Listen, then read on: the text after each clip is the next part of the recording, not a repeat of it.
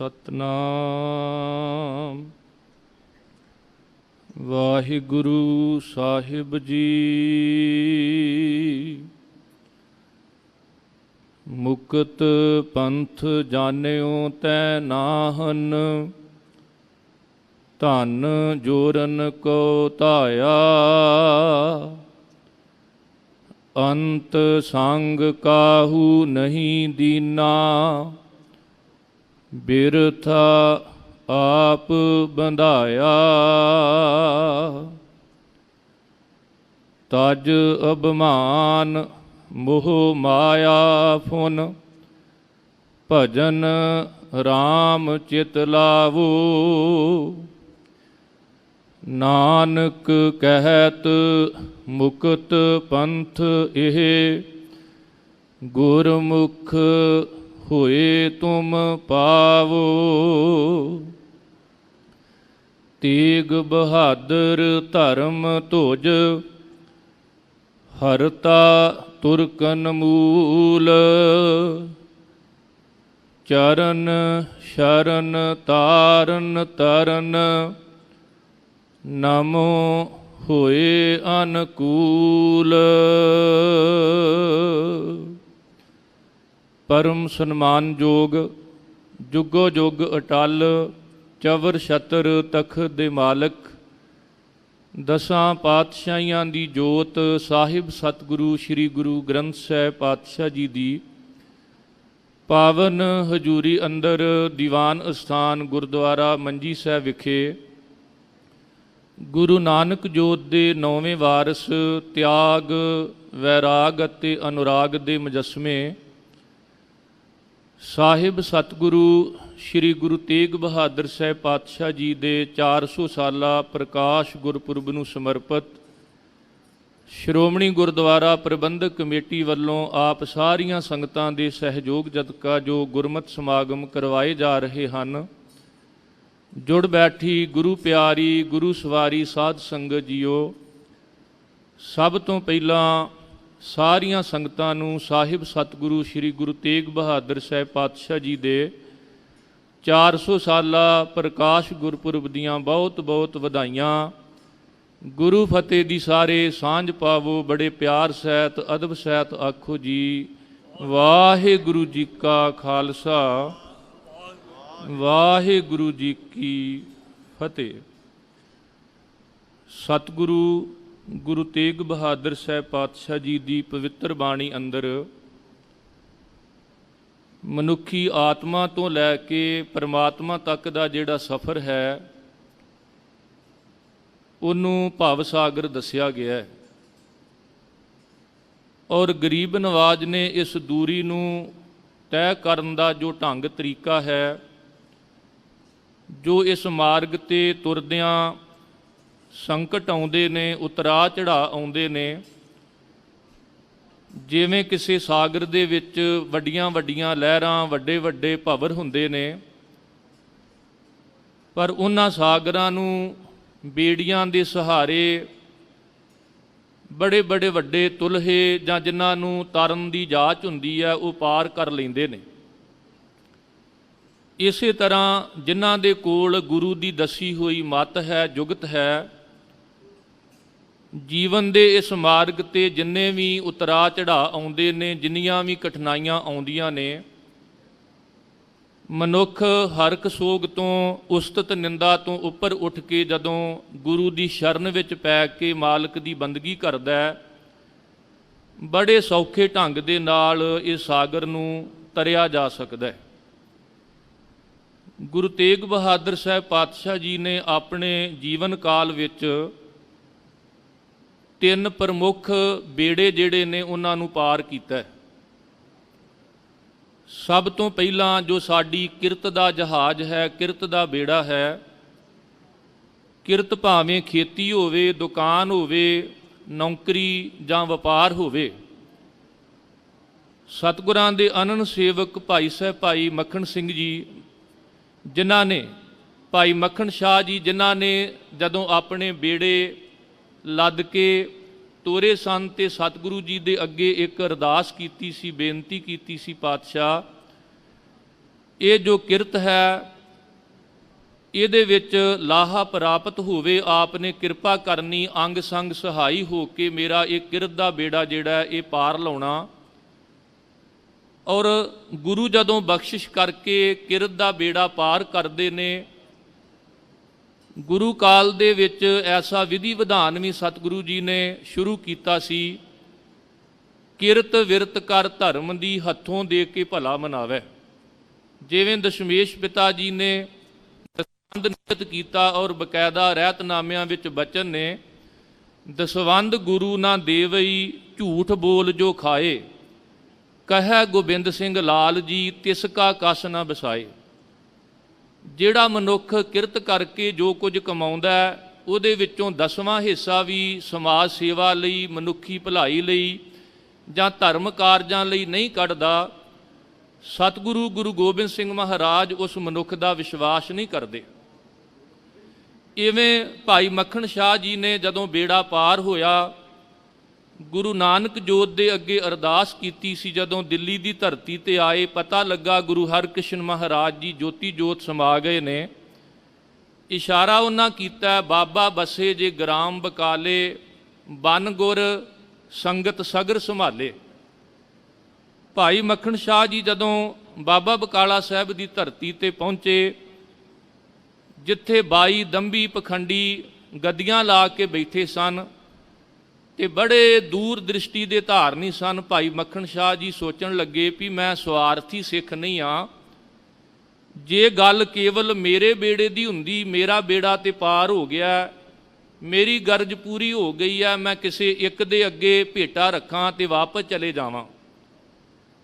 ਪਰ ਭਾਈ ਮੱਖਣ ਸ਼ਾਹ ਜੀ ਦੇ ਅੰਦਰ ਇੱਕ ਪੰਥ ਦਾ ਦਰਦ ਸੀ ਵੀ ਗੱਲ ਕੇਵਲ ਮੇਰੇ ਬੇੜੇ ਦੀ ਨਹੀਂ, ਇੱਥੇ ਤਾਂ ਸਿੱਖੀ ਦਾ ਬੇੜਾ ਡੁੱਬਣ ਲੱਗਾ, ਕਿਉਂਕਿ ਆ 22 ਨਕਲੀ ਦੰਭੀ ਜਿਹੜੇ ਨੇ ਇਹ ਸਿੱਖੀ ਦੇ ਬੇੜੇ ਵਾਸਤੇ ਖਤਰਾ ਹਨ। ਤੇ ਸਤਿਗੁਰੂ ਗੁਰੂ ਤੇਗ ਬਹਾਦਰ ਸਾਹਿਬ ਪਾਤਸ਼ਾਹ ਨੇ ਜਿਵੇਂ ਮੇਰਾ ਬੇੜਾ ਪਾਰ ਕੀਤਾ, ਹੁਣ ਉਹਨਾਂ ਨੂੰ ਬੇਨਤੀ ਕਰਨੀ ਆ, ਪਾਤਸ਼ਾਹ ਜੀ ਪ੍ਰਗਟ ਹੋਵੋ ਤੇ ਸਿੱਖੀ ਦੇ ਬੇੜੇ ਨੂੰ ਪਾਰ ਕਰੋ। ਸਤਿਗੁਰੂ ਗੁਰੂ ਤੇਗ ਬਹਾਦਰ ਸਾਹਿਬ ਜਿਨ੍ਹਾਂ ਦਾ ਇਹ ਬਿਰਧ ਸੀ, ਅਸੀਂ ਉਹਨਾਂ ਦੇ ਬਚਪਨ ਤੋਂ ਹੀ ਵੇਖਦੇ ਹਾਂ, ਕਿਉਂਕਿ ਅੱਜ ਅੰਮ੍ਰਿਤ ਵੇਲੇ ਇਸੇ ਸਥਾਨ ਤੇ ਜੋ ਆਪ ਜੀ ਦੇ ਨਾਲ ਗੁਰਮਤਿ ਵਿਚਾਰਾਂ ਦੀ ਸਾਂਝ ਪਾਈ ਕਿ ਮੀਰੀ ਪੀਰੀ ਦੇ ਮਾਲਕ ਧੰਨ ਗੁਰੂ ਹਰਗੋਬਿੰਦ ਸਾਹਿਬ ਮਹਾਰਾਜ ਜੀ ਦੇ ਗ੍ਰਹਿ ਵਿਖੇ ਅੰਮ੍ਰਿਤਸਰ ਸਾਹਿਬ ਦੀ ਇਸ ਪਾਵਨ ਧਰਤੀ ਤੇ ਗੁਰੂ ਕੇ ਮਹਿਲਾਂ ਵਿਖੇ ਸਤਿਕਾਰਯੋਗ ਮਾਤਾ ਨਾਨਕੀ ਜੀ ਦੀ ਪਾਵਨ ਕੁੱਖ ਤੋਂ ਧੰਨ ਗੁਰੂ ਤੇਗ ਬਹਾਦਰ ਸਾਹਿਬ ਜੀ ਦਾ 1621 ਨੂੰ ਪ੍ਰਕਾਸ਼ ਹੋਇਆ, ਜਿੱਥੇ ਗੁਰੂ ਪਿਤਾ ਦਾ ਹੁਕਮ ਮੰਨਣ ਦੇ ਵਿੱਚ ਸਤਿਗੁਰੂ ਗੁਰੂ ਤੇਗ ਬਹਾਦਰ ਸਾਹਿਬ ਪਾਤਸ਼ਾਹ ਨੇ ਕੋਈ ਦੇਰੀ ਨਹੀਂ ਸੀ ਕੀਤੀ। ਉੱਥੇ ਪਾਵਨ ਬਾਣੀ ਵਿੱਚ ਜਿਹੜਾ ਸਾਨੂੰ ਉਪਦੇਸ਼ ਦਿੱਤਾ, ਬਾਲ ਜਵਾਨੀ ਔਰ ਬਿਰਧ ਫੁਨ ਤੀਨ ਅਵਸਥਾ ਜਾਨ। ਮਨੁੱਖਾ ਜੀਵਨ ਦੀਆਂ ਜਿਹੜੀਆਂ 3 ਅਵਸਥਾਵਾਂ ਨੇ, ਬਚਪਨ, ਜਵਾਨੀ ਤੇ ਬੁਢੇਪਾ। ਜਿਵੇਂ ਧੁਰ ਕੀ ਬਾਣੀ ਦਾ ਸਿਧਾਂਤ ਹੈ, ਸਵਸਤ ਵਿਵਸਥਾ ਹਰ ਕੀ ਸੇਵਾ, ਮਧਿਅੰਤ ਪ੍ਰਭ ਜਾਪਣ, ਨਾਨਕ ਰੰਗ ਲੱਗਾ ਪਰਮੇਸ਼ਰ, ਬਹੁੜ ਜਨਮ ਨਾ ਛਾਪਣ। ਜਿਹਦਾ ਬਚਪਨ, ਜਿਹਦੀ ਜਵਾਨੀ, ਜਿਹਦਾ ਬੁਢਾਪਾ ਗੁਰੂ ਨਾਲ ਜੁੜ ਗਿਆ, ਪਰਮੇਸ਼ਰ ਨਾਲ ਜੁੜ ਗਿਆ, ਜਿਹੜਾ ਭਗਤੀ ਦੇ ਰੰਗ ਵਿੱਚ ਲੀਨ ਹੋ ਗਿਆ, ਫਿਰ ਉਹ ਜਨਮ ਮਰਨ ਤੋਂ ਰਹਿਤ ਹੋ ਜਾਂਦਾ ਹੈ। ਸਤਿਗੁਰੂ ਗੁਰੂ ਤੇਗ ਬਹਾਦਰ ਸਾਹਿਬ ਪਾਤਸ਼ਾਹ ਜੀ ਨੇ ਬਚਪਨ ਤੋਂ ਹੀ ਜਿਹੜੇ ਗੁਣ ਮੀਰੀ ਪੀਰੀ ਦੇ ਮਾਲਕ ਸਾਹਿਬ ਸਤਿਗੁਰੂ ਗੁਰੂ ਹਰਗੋਬਿੰਦ ਸਾਹਿਬ ਮਹਾਰਾਜ ਜੀ ਨੇ ਉਹਨਾਂ ਨੂੰ ਸਿਖਾਏ ਸਨ ਕਿ ਅਸਲ ਵਿੱਚ ਜਿਹੜਾ ਧਰਮ ਹੈ ਉਹ ਦੂਜਿਆਂ ਦੇ ਡੁੱਬਦੇ ਬੇੜੇ ਪਾਰ ਕਰਨਾ ਹੈ। ਕਿਉਂਕਿ ਜੇ ਅਸੀਂ ਵੇਖੀਏ, ਬਹੁਤ ਸਾਰੇ ਲੋਕਾਂ ਦੇ ਤਰਦੇ ਹੋਏ ਬੇੜੇ ਜਿਹੜੇ ਨੇ ਉਹਨਾਂ ਨੂੰ ਡੋਬਣ ਦਾ ਯਤਨ ਕਰਦੇ ਨੇ, ਪਰ ਧਰਮ ਸਾਨੂੰ ਇਹ ਸਿਖਾਉਂਦਾ ਹੈ ਕਿ ਕਿਵੇਂ ਅਸੀਂ ਦੂਸਰੇ ਦੀ ਸਹਾਇਤਾ ਕਰਕੇ, ਕਿਸੇ ਦੀ ਮਦਦ ਕਰਕੇ, ਸੰਕਟ ਵੇਲੇ, ਵਿਪਤਾ ਵੇਲੇ ਅਸੀਂ ਉਹਨੂੰ ਉਸ ਸਮੱਸਿਆ ਦੇ ਵਿੱਚੋਂ ਕੱਢਣਾ ਹੈ। ਧਰਮ ਸਾਨੂੰ ਇਹ ਵੀ ਸਿਖਾਉਂਦਾ, ਜੇ ਭੁੱਖਾ ਲੋੜਵੰਦ ਹੋਵੇ ਤੇ ਉਹਨੂੰ ਖਾਣ ਲਈ ਪ੍ਰਸ਼ਾਦਾ ਦੇਣਾ, ਜੇ ਕੋਈ ਤਨ ਕਰਕੇ ਨੰਗਾ ਹੋਵੇ ਤੇ ਉਹਨੂੰ ਕੱਪੜੇ ਦੇ ਕੇ ਉਹਦਾ ਤਨ ਕੱਜਣਾ। ਜਦੋਂ ਅਜੇ ਛੋਟੀ ਅਵਸਥਾ ਵਿੱਚ ਸਨ, ਗੁਰੂ ਕੇ ਮਹਿਲਾਂ ਤੋਂ ਜਦੋਂ ਬਾਬਾ ਗੁਰਦਿੱਤਾ ਜੀ ਜਿਹੜੇ ਵੱਡੇ ਭਰਾ ਸਨ, ਉਹਨਾਂ ਦੀ ਬਰਾਤ ਇੱਥੋਂ ਸੱਜ ਧੱਜ ਕੇ ਜਦੋਂ ਬਟਾਲੇ ਦੀ ਧਰਤੀ ਵੱਲ ਰਵਾਨਾ ਹੋਣ ਲੱਗੀ ਸੀ ਤੇ ਉਸ ਵੇਲੇ ਸਿਆਲ ਦੀ ਰੁੱਤ ਬਾਲਕ ਸ੍ਰੀ ਗੁਰੂ ਤੇਗ ਬਹਾਦਰ ਸਾਹਿਬ ਪਾਤਸ਼ਾਹ ਨੇ, ਜੋ ਪੰਜਾਂ ਭਰਾਵਾਂ ਵਿੱਚੋਂ ਛੋਟੀ ਉਮਰ ਦੇ ਸਨ, ਜਿਨ੍ਹਾਂ ਦੇ ਤਨ ਤੇ ਬੜੀ ਕੀਮਤੀ ਪੁਸ਼ਾਕ ਸੀ, ਜਦੋਂ ਇੱਕ ਛੋਟੇ ਜਿਹੇ ਬੱਚੇ ਨੂੰ ਠਰੂ ਠਰੂ ਕਰਦਿਆਂ ਵੇਖਿਆ ਤੇ ਬਿਨਾਂ ਦੇਰੀ ਦੇ ਆਪਣੇ ਤਨ ਦੀ ਪੁਸ਼ਾਕ ਲਾ ਕੇ ਉਸ ਬੱਚੇ ਨੂੰ ਪਹਿਨਾ ਦਿੱਤੀ। ਇੰਨੇ ਨੂੰ ਕਿ ਮਾਤਾ ਨਾਨਕੀ ਜੀ ਅੱਗੇ ਹੋ ਕੇ ਕੁਝ ਕਹਿੰਦੇ। ਧੰਨ ਗੁਰੂ ਹਰਗੋਬਿੰਦ ਸਾਹਿਬ ਮਹਾਰਾਜ ਨੇ ਪਿਆਰ ਦੀ ਗਲਵਕੜੀ ਵਿੱਚ ਲੈ ਕੇ ਕਿਹਾ, ਮੇਰੇ ਪੁੱਤਰ ਨੂੰ ਝਿੜਕਿਓ ਨਾ, ਇਹ ਧਰਮ ਦੀ ਚਾਦਰ ਬਣਨ ਦੀ ਸ਼ੁਰੂਆਤ ਹੈ। ਅੱਜ ਇਹਨਾਂ ਨੇ ਤਨ ਦੇ ਕੱਪੜੇ ਕਿਸੇ ਨੂੰ ਪਹਿਨਾ ਕੇ ਉਹਦੀ ਪੱਤ ਕੱਜੀ ਹੈ। ਆਉਣ ਵਾਲੇ ਸਮੇਂ ਦੇ ਵਿੱਚ ਜਦੋਂ ਲੋੜ ਪਵੇਗੀ ਤੇ ਮੇਰੇ ਇਸ ਪੁੱਤਰ ਨੇ ਧਰਮ ਦੀ ਚਾਦਰ ਬਣ ਕੇ ਮਨੁੱਖਤਾ ਦਾ, ਮਜਲੂਮਾਂ ਦਾ ਜਿਹੜਾ ਪਰਦਾ ਹੈ ਉਹ ਕੱਜਣਾ ਹੈ। ਜਿਵੇਂ ਕਿਰਤ ਦਾ ਜਹਾਜ਼ ਹੈ, ਡੁੱਬਣ ਲੱਗਾ ਤੇ ਗੁਰੂ ਤੇਗ ਬਹਾਦਰ ਸਾਹਿਬ ਜੀ ਨੇ ਪਾਰ ਕੀਤਾ, ਇਸੇ ਤਰ੍ਹਾਂ ਜਿਹੜੀ ਧਰਮ ਦੀ ਬੇੜੀ ਹੈ ਉਹ ਕਈ ਵਾਰ ਜ਼ਾਲਮ ਲੋਕ, ਹੰਕਾਰੀ ਲੋਕ ਜਿਹੜੇ ਨੇ ਨਾ, ਜਿਹੜੇ ਖੁਦ ਆਪਣੇ ਆਪ ਨੂੰ ਖੁਦਾ ਸਮਝਦੇ ਨੇ, ਉਹ ਯਤਨ ਕਰਦੇ ਨੇ ਕਿ ਜਦੋਂ ਕੋਈ ਇਹ ਜ਼ਿਕਰ ਕਰੇ ਵੀ ਸਾਡੇ ਤੋਂ ਵੀ ਕੋਈ ਵੱਡਾ ਹੈ ਤੇ ਬਸ ਇੱਕ ਖਿਣ ਦੇ ਵਿੱਚ ਦੇਰੀ ਨਹੀਂ ਲਾਉਣੀ ਤੇ ਉਹਦੀ ਬੇੜੀ ਜਿਹੜੀ ਆ ਉਹ ਆਪਾਂ ਡੋਬ ਦੇਣੀ ਹੈ। ਔਰੰਗਜ਼ੇਬ ਜਿਹੜਾ ਅੱਤ ਦਾ ਜ਼ਾਲਮ ਰਾਜਾ ਸੀ, ਜਿਸ ਨੇ ਰਾਜ ਤਖਤ ਤੇ ਬੈਠਦਿਆਂ ਸਭ ਤੋਂ ਪਹਿਲਾਂ ਸਕੇ ਬਾਪ ਨੂੰ ਕੈਦ ਕੀਤਾ, ਭਰਾਵਾਂ ਦਾ ਕਤਲ ਕਰਕੇ ਖੂਨ ਦਾ ਟਿੱਕਾ ਲਾ ਕੇ ਉਹ ਤਖਤ ਨਸ਼ੀਨ ਹੁੰਦਾ। ਰੋਸ਼ਨਾਰਾ ਵਰਗੀ ਭੈਣ ਨੂੰ ਵੀ ਨਹੀਂ ਬਖਸ਼ਿਆ, ਕੈਦਖਾਨੇ ਵਿੱਚ ਪਾ ਦਿੱਤਾ। ਸਕੀ ਬੇਟੀ ਜੇਬੁਲ ਨਿਸਾ ਤੇ ਕਹਿਰ ਢਾਇਆ। ਇੱਕ ਮੁਸਲਮਾਨ ਜਿਹੜਾ ਸਰਮੱਦ ਫਕੀਰ ਕੇਵਲ ਇਹ ਗੱਲ ਕਹਿੰਦਾ ਸੀ, ਔਰੰਗਜ਼ੇਬ ਤੇਰੇ ਤੋਂ ਵੱਡਾ ਵੀ ਇੱਕ ਖੁਦਾ ਹੈ, ਜਿਹਦੇ ਨਾਲ ਜੁੜ ਕੇ ਮੈਂ ਆਪਣੇ ਇਸ ਜੀਵਨ ਦੇ ਵਿੱਚ ਇੰਨਾ ਮਸਤ ਹਾਂ ਕਿ ਮੈਨੂੰ ਤੇਰੇ ਰਾਜ ਭਾਗ ਦਾ ਜਾਂ ਕਿਸੇ ਤਰ੍ਹਾਂ ਤੇਰੀਆਂ ਫੌਜਾਂ ਦਾ ਕੋਈ ਡਰ ਨਹੀਂ। ਬਸ ਇੰਨੀ ਕਹਿਣ ਦੀ ਦੇਰ ਸੀ ਕਿ ਸ਼ਰੇ ਬਾਜ਼ਾਰ ਹੁਕਮ ਦਿੱਤਾ ਔਰੰਗਜ਼ੇਬ ਨੇ ਕਿ ਇਸ ਗੁਸਤਾਖ ਫਕੀਰ ਦਾ ਸਿਰ ਜਿਹੜਾ ਉਹ ਕਲਮ ਕਰ ਦਿਓ। ਕਿਸੇ ਨੇ ਬੜਾ ਸੁੰਦਰ ਲਿਖਿਆ ਵੀ ਜਦੋਂ ਬੇੜੀ ਡੁੱਬਣ ਲੱਗੀ ਤੇ ਪੁੱਛਿਆ ਵੀ ਕਿਉਂ ਡੁੱਬੀ ਹੈ, ਕਹਿਣ ਲੱਗੇ ਡੂਬੀ ਕਿਸ਼ਤੀ ਲਬੇ ਸਾਹਿਲ इतनी सी खता पर के एक ना खुदा को कहा कि खुदा और भी है। ना खुदा कहते ने मलाह नूं भी एक मलाह कहन लगा वेख मैं ਜਿਹੜੇ भी मेरे बेड़ी विच बैठते ने मैं उन्हां नूं पार करदा हाँ। ते बेड़ी विच कोई समझदार बैठा सी, कहन लगा तू ना खुदा मलाह है पर तेरे तो भी एक वड्डा जिन्हों खुदा कहते ने, वो कहन लगा भी मेरे तो वड्डा है। बस इन्नी सुनन दी देर सी, कहंदे उन्हें बेड़ी सागर विच डोब दिती। औरंगजेब जदों हिंदू धर्म की बेड़ी नूं डोबण लगा सी, किसी कवि ने लिखिया सागर जुल्म दे विच तूफान आया, बेड़ा धर्म दा डावां डोल होया। धक्के शाही विच जान मजलूम कुचले, सच धर्म दा बिस्तरा गोल होया। रिया खौफ नहीं खुदा दा हाकमां नूं, चिड़ियां मौत गवारां दा चोल होया।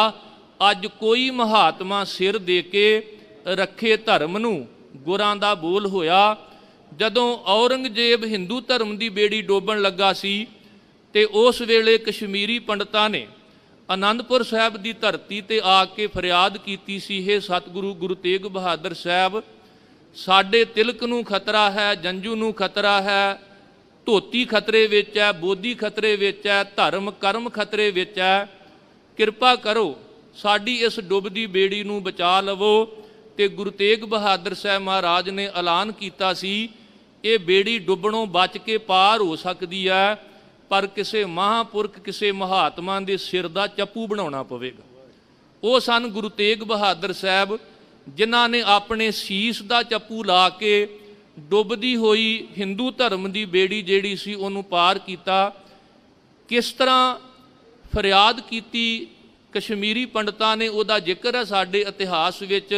हाथ जोर कयो किरपा राम, दत्त ब्राह्मण मटन गराम। हे गुर तेग बहादुर आई, हमरो बल अब रह्यो न काई। गज के बंधन काटन हारे, तुम गुर नानक हो अवतारे। सतगुरु गुरु तेग बहादुर साहब पातशाह जिन्हां ने अपनी पावन बाणी विच मनुखी मनोबल नूं उच्चियां चुकण वास्ते जिथे जिथे वो विचरदे सन ਉਹਨਾਂ ਦੀ ਬੋਲੀ ਵਿੱਚ ਉਹਨਾਂ ਦੇ ਸੰਕੇਤ ਵਰਤ ਕੇ ਉਹਨਾਂ ਨੂੰ ਬਲਵਾਨ ਬਣਾਇਆ ਤੇ ਇਹ ਸਮਝਾਇਆ ਕਿ ਜਦੋਂ ਪਰਮਾਤਮਾ ਨਾਲ ਜੁੜ ਜਾਈਏ, ਪ੍ਰਭੂ ਤੋਂ ਬਲ ਲੈ ਲਈਏ ਤੇ ਬੰਧਨ ਆਪਣੇ ਆਪ ਟੁੱਟ ਜਾਂਦੇ ਨੇ। ਸਤਿਗੁਰੂ ਜੀ ਦੀ ਬਾਣੀ ਵਿੱਚ ਦ੍ਰਿਸ਼ਟਾਂਤ ਹੈ ਪ੍ਰਹਿਲਾਦ ਦੀ ਦ੍ਰਿੜਤਾ ਦਾ। ਸਤਿਗੁਰੂ ਜੀ ਦੀ ਬਾਣੀ ਵਿੱਚ ਦ੍ਰਿਸ਼ਟਾਂਤ ਹੈ ਧਰੂ ਦੀ ਅਟਲਤਾ ਦਾ। ਸਤਿਗੁਰੂ ਜੀ ਦੀ ਬਾਣੀ ਵਿੱਚ ਦ੍ਰਿਸ਼ਟਾਂਤ ਹੈ ਗੱਜ ਦੀ ਪੁਕਾਰ ਦਾ ਤੇ ਦ੍ਰਿਸ਼ਟਾਂਤ ਹੈ ਹਰਨਾਕਸ਼ਾਂ ਦੀ ਹਾਰ ਦਾ, ਤੰਦੂਏ ਦੀ ਹਾਰ ਦਾ। ਮੇਰੇ ਗਰੀਬ ਨਵਾਜ਼ ਜੀ ਨੇ ਜਦੋਂ ਇਹ ਦ੍ਰਿਸ਼ਟਾਂਤ ਦਿੱਤੇ ਕਿ ਸੱਚ ਤੇ ਨੇਕੀ ਦੀ ਸਦਾ ਜਿੱਤ ਹੁੰਦੀ ਆ, ਝੂਠ ਤੇ ਬਦੀ ਹਮੇਸ਼ਾ ਹਾਰਦੀ ਆ, ਤੁਸੀਂ ਇੰਨੇ ਘਬਰਾਏ ਹੋਏ ਕਿਉਂ? ਕਿਉਂਕਿ ਜਦੋਂ ਬਲ ਛੁਟਕ ਜਾਂਦਾ, ਮਾਲਕ ਅੱਗੇ ਅਰਦਾਸ ਕਰੋ, ਮਾਲਕ ਜ਼ਰੂਰ ਬਲ ਦਿੰਦਾ। ਗਰੀਬ ਨਵਾਜ਼ ਜੀ ਨੇ ਆਪਣੇ ਸਿਰ ਦਾ ਚੱਪੂ ਲਾ ਕੇ ਡੁੱਬਦੀ ਹੋਈ ਹਿੰਦੂ ਧਰਮ ਦੀ ਜਿਹੜੀ ਬੇੜੀ ਸੀ ਉਹਨੂੰ ਪਾਰ ਕੀਤਾ, ਕਿਉਂਕਿ ਉਹਨਾਂ ਨੇ ਫਰਿਆਦ ਕੀਤੀ ਸੀ, ਬਾਂਹ ਸਾਡੀ ਪਕੜੀਏ ਹਰਗੋਬਿੰਦ ਕੇ ਚੰਦ। ਹੇ ਹਰਗੋਬਿੰਦ ਸਾਹਿਬ ਜੀ ਦੇ ਸੁਪੁੱਤਰ ਧੰਨ ਗੁਰੂ ਤੇਗ ਬਹਾਦਰ ਸਾਹਿਬ, ਕਿਰਪਾ ਕਰੋ ਸਾਡੀ ਹੁਣ ਬਾਂਹ ਨੂੰ ਪਕੜੋ, ਕਿਉਂਕਿ ਗੁਰ ਤਾਰ ਤਾਰ ਨਹਾਰਿਆ। ਜਦੋਂ ਗੁਰੂ ਦੇ ਅੱਗੇ ਬੇਨਤੀ ਕੀਤੀ ਜਾਂਦੀ ਹੈ ਤੇ ਸਤਿਗੁਰੂ ਫਿਰ ਬਾਂਹ ਪਕੜਦਾ ਹੈ ਨਾ, ਤੇ ਗੁਰੂ ਤੇਗ ਬਹਾਦਰ ਸਾਹਿਬ ਦਾ ਇਹ ਬਿਰਧ ਹੈ, ਬਾਹਾਂ ਜਿਨ੍ਹਾਂ ਦੀ ਪਕੜੀ ਹੈ ਸਿਰ ਦੀਜੈ, ਬਾਹਾਂ ਨਾ ਛੋੜੀਐ। ਜਿਹਦੀ ਬਾਂਹ ਗੁਰੂ ਤੇਗ ਬਹਾਦਰ ਸਾਹਿਬ ਜੀ ਪਕੜ ਲੈਂਦੇ ਸਨ, ਫਿਰ ਸਿਰ ਤਾਂ ਕੱਟਿਆ ਜਾ ਸਕਦਾ ਸੀ, ਪਰ ਪਕੜੀ ਹੋਈ ਬਾਂਹ ਨੂੰ ਕਦੇ ਛੱਡਦੇ ਨਹੀਂ ਸਨ, ਉਹਦੀ ਲਾਜ ਜ਼ਰੂਰ ਨਿਭਾਉਂਦੇ ਸਨ।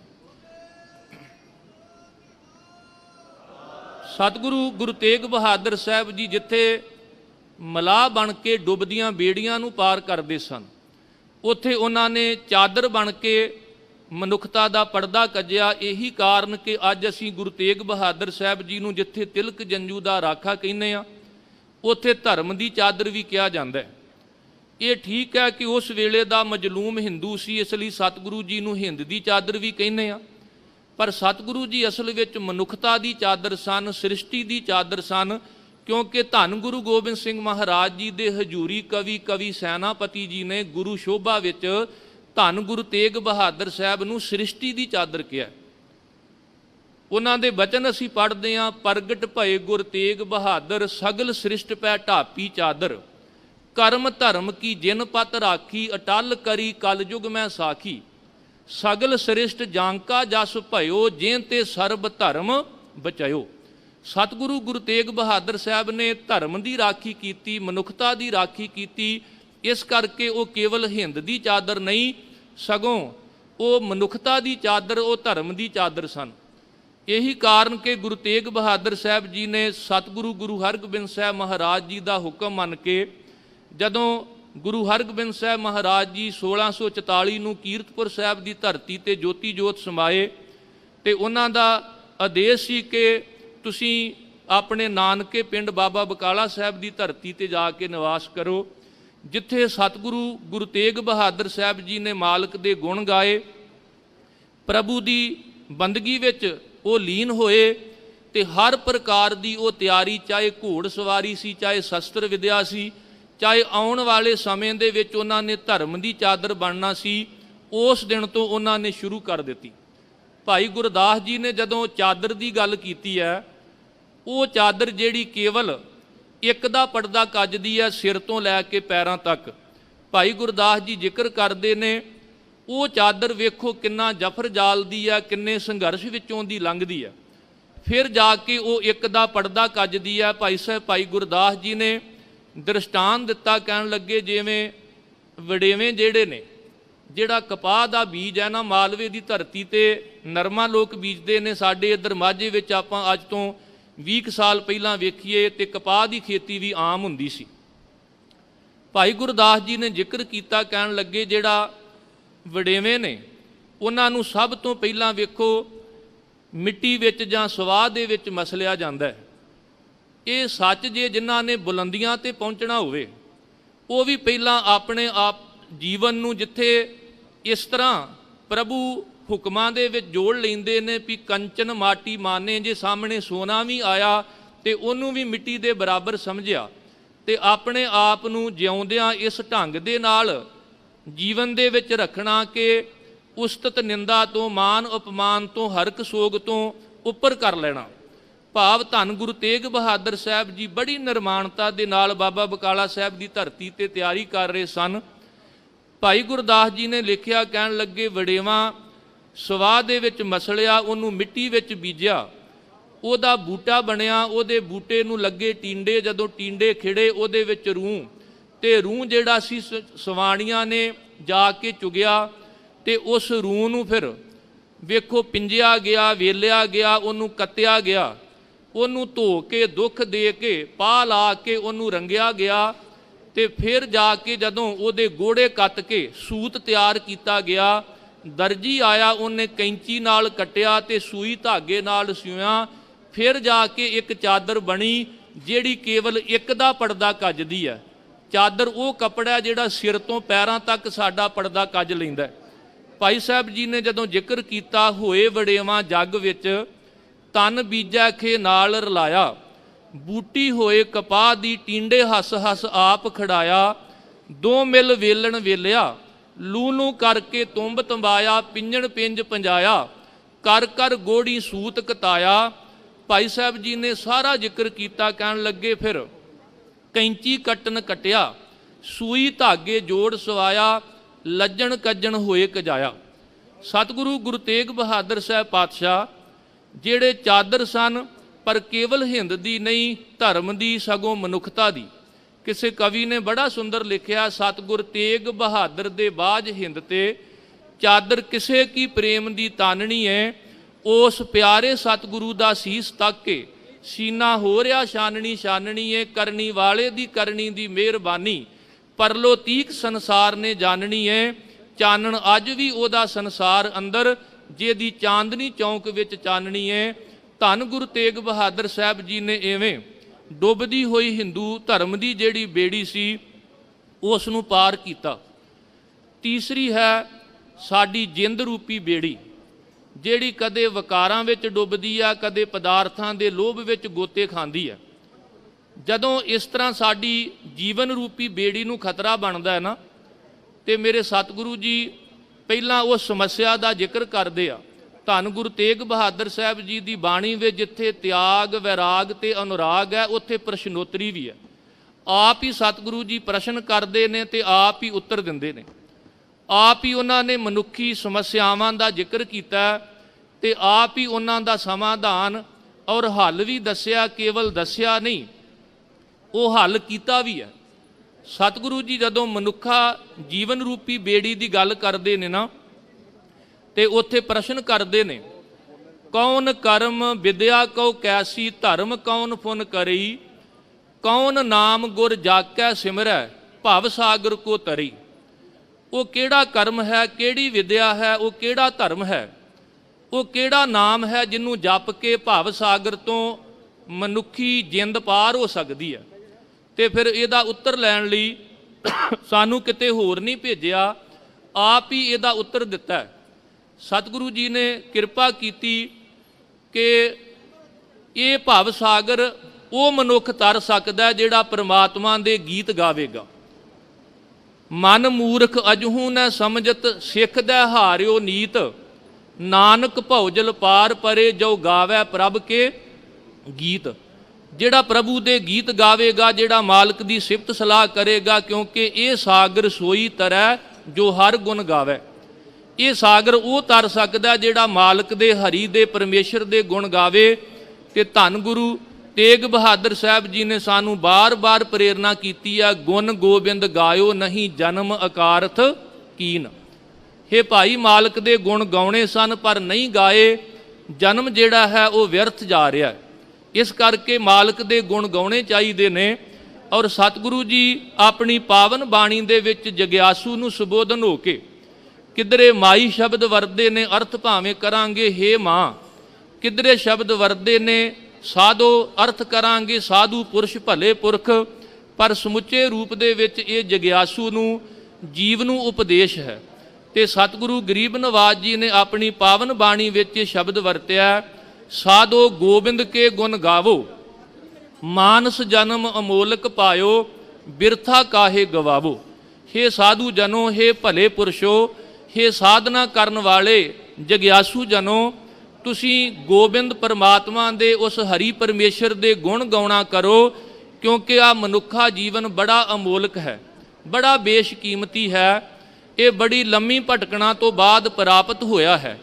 ਹੁਣ ਵੇਖਿਓ ਕਿਤੇ ਮਾਲਕ ਦੇ ਗੁਣ ਗਾਉਣ ਤੋਂ ਬਿਨਾਂ, ਪ੍ਰਭੂ ਦੀ ਬੰਦਗੀ ਕਰਨ ਤੋਂ ਬਿਨਾਂ ਇਹ ਕਿਤੇ ਵਿਅਰਥ ਨਾ ਚਲਿਆ ਜਾਵੇ।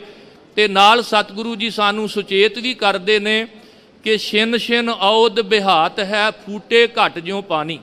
ਜਿਵੇਂ ਕਿਸੇ ਤਿੜਕੇ ਘੜੇ ਦੇ ਵਿੱਚ ਪਾਣੀ ਹੋਵੇ ਤੇ ਇੱਕ ਇੱਕ ਬੂੰਦ ਉਹਦੇ ਵਿੱਚੋਂ ਟਪਕਦੀ ਆ ਤੇ ਆਖਰੀ ਬੂੰਦ ਦੇ ਨਾਲ ਉਹ ਘੜਾ ਖਾਲੀ ਹੋ ਜਾਂਦਾ ਹੈ। ਇਵੇਂ ਸਾਡੇ ਸਰੀਰ ਦੇ ਅੰਦਰ ਜਿਹੜੇ ਸਵਾਸ ਨੇ, ਇੱਕ ਇੱਕ ਸਵਾਸ ਕਰਕੇ ਜਦੋਂ ਸਮਾਂ ਬਤੀਤ ਹੁੰਦਾ ਜਾਵੇਗਾ ਤੇ ਸਾਹਿਬ ਕਹਿੰਦੇ ਇੱਕ ਸਮਾਂ ਐਸਾ ਆਉਣਾ ਜਦੋਂ ਆਖਰੀ ਸਵਾਸ ਨਾਲ ਤੇਰੇ ਜੀਵਨ ਦਾ ਅੰਤ ਹੋ ਜਾਣਾ।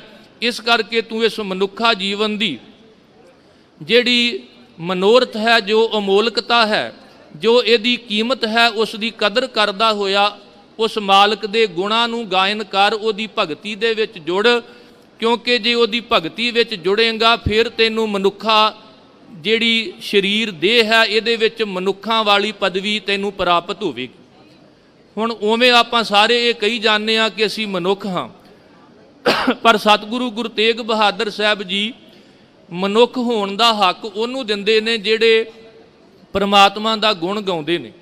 ਮਾਨਸ ਦੇ ਪਾਏ ਪਦ ਹਰ ਭਜ, ਨਾਨਕ ਬਾਤ ਬਤਾਈ। ਸਾਹਿਬ ਕਹਿੰਦੇ ਮਨੁੱਖਾ ਦੇ ਹੀ ਤਾਂ ਪਾ ਲਈ, ਪਰ ਮਨੁੱਖਾ ਪਦਵੀ ਤਾਂ ਮਿਲਣੀ ਹੈ ਜੇ ਮਾਲਕ ਦੇ ਗੁਣ ਗਾਵੇਂਗਾ, ਜੇ ਪ੍ਰਭੂ ਦੀ ਬੰਦਗੀ ਵਿੱਚ ਲੀਨ ਹੋਵੇਂਗਾ। ਤੇ ਜੇ ਤੇਰੇ ਜੀਵਨ ਦੇ ਵਿੱਚੋਂ ਗੁਰੂ ਦੀ ਸੇਵਾ, ਪਰਮਾਤਮਾ ਦੀ ਭਗਤੀ ਮਨਫੀ ਕਰ ਲਈਏ ਤੇ ਮਗਰ ਜੋ ਬਚਦਾ ਉਹ ਪਸ਼ੂ ਬਿਰਤੀਆਂ ਨੇ, ਉਹ ਪੱਥਰ ਬਿਰਤੀਆਂ ਨੇ। ਤੇ ਪਸ਼ੂ ਵੀ ਸਤਿਗੁਰੂ ਗੁਰੂ ਤੇਗ ਬਹਾਦਰ ਸਾਹਿਬ ਜੀ ਨੇ ਦੱਸਿਆ, ਜਿਵੇਂ ਸੂਰ ਤੇ ਜਿਵੇਂ ਹੋਰ ਬੜੀਆਂ ਨਖਿੱਧ ਜੂਨਾਂ, ਕੁੱਤੇ ਆਦਿਕ, ਤੇਰਾ ਇਹ ਮਨੁੱਖਾ ਜੀਵਨ ਉਹਨਾਂ ਤੋਂ ਵੀ ਬਦਤਰ ਹੋ ਜਾਂਦਾ ਹੈ।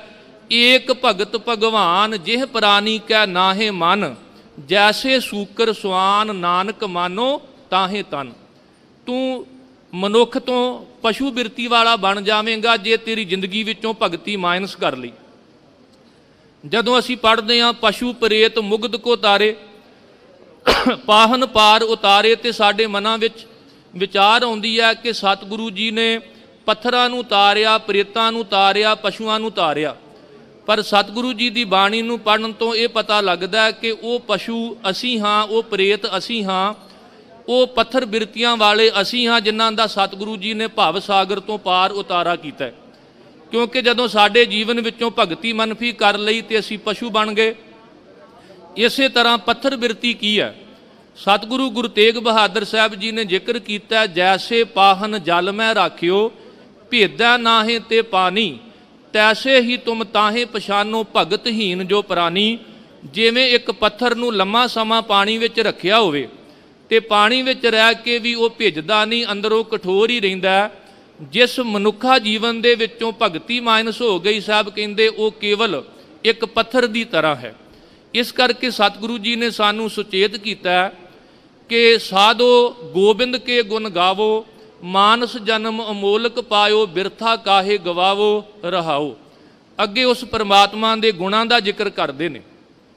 ਪਤਤ ਪੁਨੀਤ ਦੀਨ ਬੰਦ ਹਰ, ਸ਼ਰਨ ਤਾਹੇ ਤੁਮ ਆਵੋ।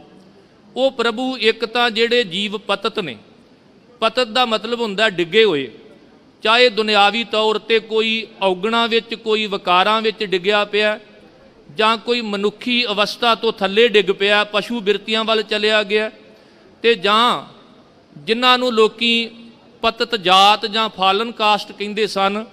ਮੇਰਾ ਪਰਮਾਤਮਾ ਜਿਹਦਾ ਬਿਰਧ ਹੈ ਕਿ ਜਿਹੜਾ ਉਹਦੇ ਗੁਣ ਗਾਵੇਗਾ, ਪਤਤ ਜਾਤ ਉੱਤਮ ਭਇਆ, ਚਾਰ ਵਰਨ ਪਏ ਪਾ ਗਾਏ।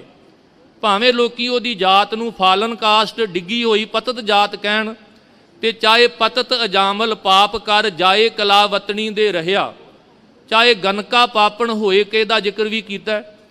ਇਹ ਸਾਰੇ ਜਿਹੜੇ ਪਤਤ ਸਨ, ਜਦੋਂ ਇਹਨਾਂ ਨੇ ਮਾਲਕ ਦੇ ਗੁਣ ਗਾਏ ਤੇ ਮਾਲਕ ਨੇ ਇਹਨਾਂ ਦਾ ਪਾਰ ਉਤਾਰਾ ਕਰ ਦਿੱਤਾ। ਤੇ ਗੁਰੂ ਤੇਗ ਬਹਾਦਰ ਸਾਹਿਬ ਜੀ ਨੇ ਸੰਕੇਤ ਵਰਤੇ, ਕਹਿਣ ਲੱਗੇ ਵੇਖੋ ਤੁਹਾਡੀਆਂ ਇਹ ਸਾਖੀਆਂ ਨੇ, ਤੁਸੀਂ ਇਹ ਸਾਖੀਆਂ ਸੁਣ ਕੇ ਪੜ੍ਹ ਕੇ ਵੀ ਪਰਮਾਤਮਾ 'ਤੇ ਵਿਸ਼ਵਾਸ ਨਹੀਂ ਕਰਦੇ। ਕੀ ਤੁਹਾਡੇ ਨਾਲੋਂ ਇਹ ਪਾਪੀ, ਤੁਹਾਡੇ ਨਾਲੋਂ ਇਹ ਪਸ਼ੂ ਜਿਹੜੇ ਪਰਮਾਤਮਾ ਨਾਲ ਜੁੜ ਕੇ ਆਪਣਾ ਪਾਰ ਉਤਾਰਾ ਕਰ ਗਏ, ਕੀ ਤੁਸੀਂ ਇਹਨਾਂ ਤੋਂ ਵੀ ਨੀਵੇਂ ਹੋ? ਜੇ ਇਹਨਾਂ ਦਾ ਪਾਰ ਉਤਾਰਾ ਹੋਇਆ ਤੇ ਤੁਸੀਂ ਮਾਲਕ ਤੇ ਭਰੋਸਾ ਕਿਉਂ ਨਹੀਂ ਕਰਦੇ? ਸਾਹਿਬ ਕਹਿੰਦੇ ਮੈਂ ਤੇ ਕੀਤਾ ਹੈ। ਹਰ ਕੋ ਨਾਮ ਸਦਾ ਸੁਖਦਾਈ, ਜਾ ਕੋ ਸਿਮਰ ਅਜਾਮਲ ਉਦਰਿਓ ਗਨਕਾ ਹੂੰ ਗਤ ਪਾਈ। ਪੰਚਾਲੀ ਕੋ ਰਾਜ ਸਭਾ ਮੈਂ ਰਾਮ ਨਾਮ ਸੁਧ ਆਈ, ਤਾਂਕੋ ਦੁਖ ਹਰਿਓ ਕਰੁਣਾਮੈ ਆਪਣੀ ਪੈਜ ਵਡਾਈ। ਜਿਹ ਨਰ ਜਸ ਕਿਰਪਾ ਨਿਧ ਗਾਇਓ, ਤਾਂਕੋ ਭਇਓ ਸਹਾਈ। ਕਹੋ ਨਾਨਕ ਮੈਂ ਇਹੀ ਭਰੋਸਾ, ਗਹੀ ਆਨ ਸ਼ਰਨਾਈ। ਸਾਹਿਬ ਕਹਿੰਦੇ ਮੈਂ ਭਰੋਸਾ ਕਰ ਲਿਆ ਵੀ ਜੇ ਉਹ ਗਨਕਾ ਦਾ, ਉਹ ਅਜਾਮਲ ਦਾ ਉਧਾਰ ਕਰ ਸਕਦਾ, ਜੇ ਉਹ ਗੱਜ ਦੀ ਪੁਕਾਰ ਸੁਣ ਸਕਦਾ, ਜੇ ਉਹ ਭਗਤ ਪ੍ਰਹਲਾਦ ਭਗਤ ਧਰੂ ਦੀ ਪੁਕਾਰ ਸੁਣ ਕੇ ਹਰਨਾਕਸ਼ਾਂ ਨੂੰ ਪਛਾੜ ਸਕਦਾ, ਤੰਦੂਏ ਨੂੰ ਪਛਾੜ ਸਕਦਾ, ਗੱਜ ਦੀ ਪੁਕਾਰ ਸੁਣ ਸਕਦਾ, ਤੇ ਤੁਹਾਡੀ ਪੁਕਾਰ ਵੀ ਉਹ ਜ਼ਰੂਰ ਸੁਣੇਗਾ, ਕਿਉਂਕਿ ਉਹਦਾ ਇਹ ਆਦਿ ਕਾਲ ਤੋਂ ਬਿਰਧ ਜਿਹੜਾ ਹੈ ਉਹ ਚੱਲਿਆ ਆ ਰਿਹਾ ਕਿ ਪਤਤ ਪੁਨੀਤ ਦੀਨ ਬੰਦ ਹਰ। ਉਹ ਪਤਤ ਲੋਕਾਂ ਨੂੰ ਪਵਿੱਤਰ ਕਰਨ ਵਾਲਾ, ਦੀਨ ਬੰਧੂ ਦੀਨਾਂ ਦੀ ਰੱਖਿਆ ਕਰਨ ਵਾਲਾ।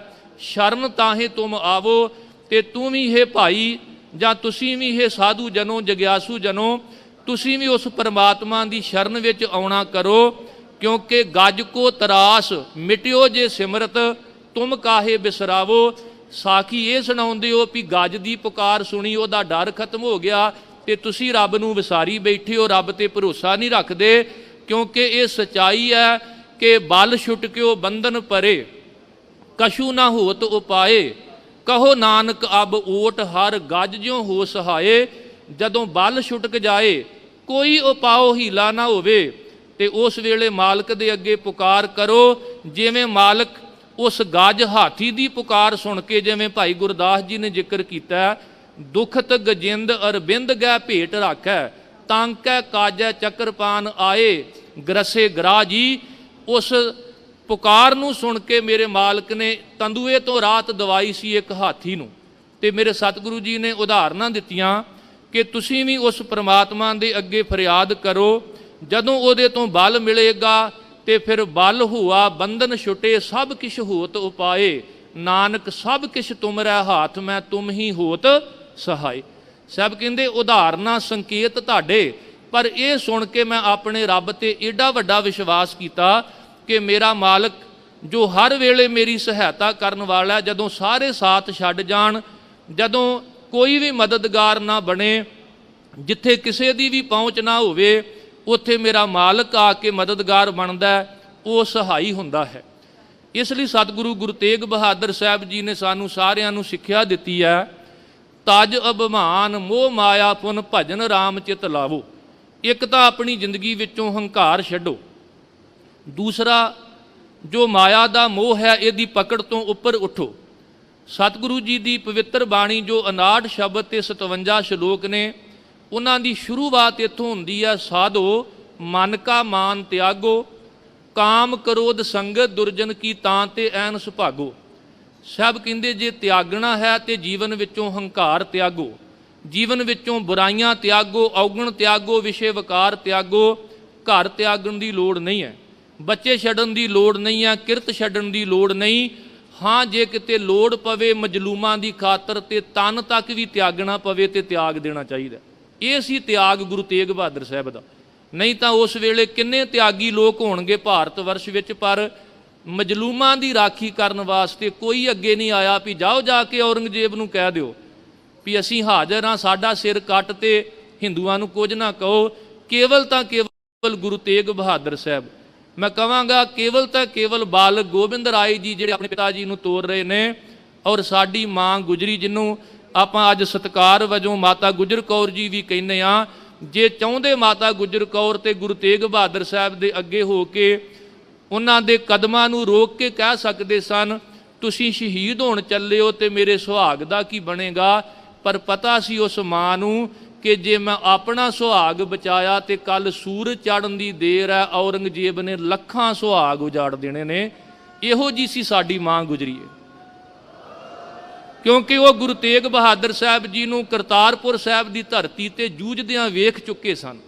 ਮਾਂ ਗੁਜਰੀ ਕਦੇ ਨਹੀਂ ਸੀ ਡੋਲੀ, ਚਾਹੇ ਮਸੰਦਾਂ ਦੀ ਵਿਰੋਧਤਾ ਆਈ, ਚਾਹੇ ਰਣਜੀਤ ਨਗਾਰਾ ਵੱਜਿਆ, ਚਾਹੇ ਖਾਲਸੇ ਦੀ ਸਾਜਨਾ ਹੋਈ, ਚਾਹੇ ਆਨੰਦਪੁਰ ਸਾਹਿਬ ਦੇ ਆਸ-ਪਾਸ ਪੌਂਟਾ ਸਾਹਿਬ ਯੁੱਧ ਲੜੇ ਗਏ, ਆਨੰਦਪੁਰ ਸਾਹਿਬ ਦਾ ਕਿਲਾ ਛੱਡਣਾ ਪਿਆ, ਸਰਸਾ ਦਾ ਕੰਢਾ ਆਇਆ, ਗੰਗੂ ਦਾ ਘਰ ਆਇਆ, ਚਾਹੇ ਠੰਡਾ ਬੁਰਜ ਆਇਆ, ਚਾਹੇ ਮੁਰਿੰਡੇ ਦੀ ਕੈਦ ਆਈ ਤੇ ਚਾਹੇ ਸਰਹੰਦ ਦੀ ਦੀਵਾਰ, ਸੇਵਕ ਕੀ ਓੜਕ ਨਿਭੀ ਪ੍ਰੀਤ।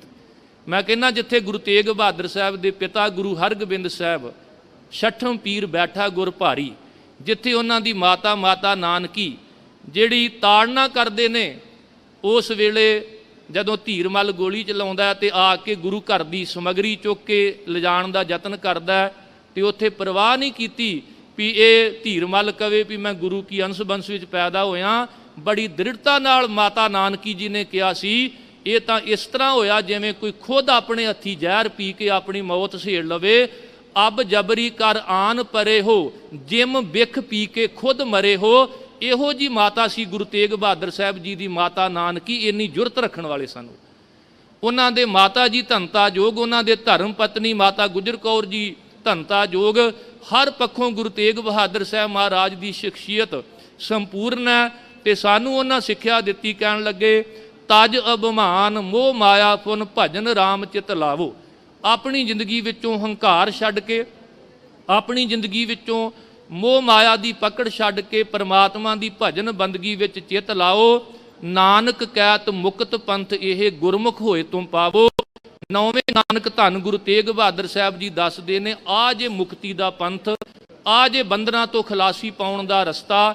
ਜੇ ਚਾਹੁੰਦੇ ਹੋ ਬਲ ਛੁੱਟ ਗਿਆ, ਬੰਧਨ ਪੈ ਗਏ, ਬੰਧਨਾਂ ਤੋਂ ਮੁਕਤ ਹੋਣਾ ਚਾਹੁੰਦੇ ਹੋ ਤੇ ਆ ਗੁਰੂ ਨੇ ਤੁਹਾਨੂੰ ਮੁਕਤ ਪੰਥ ਦੱਸਿਆ, ਬੰਧਨਾਂ ਤੋਂ ਛੁਟਕਾਰਾ ਪਾਉਣ ਦਾ ਰਾਹ ਦੱਸਿਆ। ਗੁਰਮੁਖ ਹੋਏ ਤੁਮ ਪਾਵੋ ਤੇ ਗੁਰੂ ਦੀ ਸ਼ਰਨ ਵਿੱਚ ਪੈ ਕੇ ਤੁਸੀਂ ਇਸ ਮੁਕਤ ਪੰਥ ਬੰਧਨਾਂ ਤੋਂ ਰਹਿਤ ਵਾਲਾ ਜਿਹੜਾ ਮਾਰਗ ਹੈ ਇਹਨੂੰ ਤੁਸੀਂ ਆਪਣੀ ਜ਼ਿੰਦਗੀ ਦੇ ਵਿੱਚ ਧਾਰਨ ਕਰ ਸਕਦੇ ਹੋ। ਫਿਰ ਨਾ ਆਖਿਓ ਕਿ ਗੁਰੂ ਨੇ ਇਹ ਉਪਦੇਸ਼ ਸਾਨੂੰ ਨਹੀਂ ਬਖਸ਼ਿਸ਼ ਕੀਤਾ। ਸਾਹਿਬ ਕਹਿੰਦੇ ਤੁਹਾਡੇ ਨੌਵੇਂ ਨਾਨਕ ਤਾਂ ਗੱਜ ਵੱਜ ਕੇ ਆਖ ਰਹੇ ਨੇ ਨਾਨਕ ਬਾਤ ਬਤਾਈ, ਨਾਨਕ ਬਾਤ ਬਤਾਈ।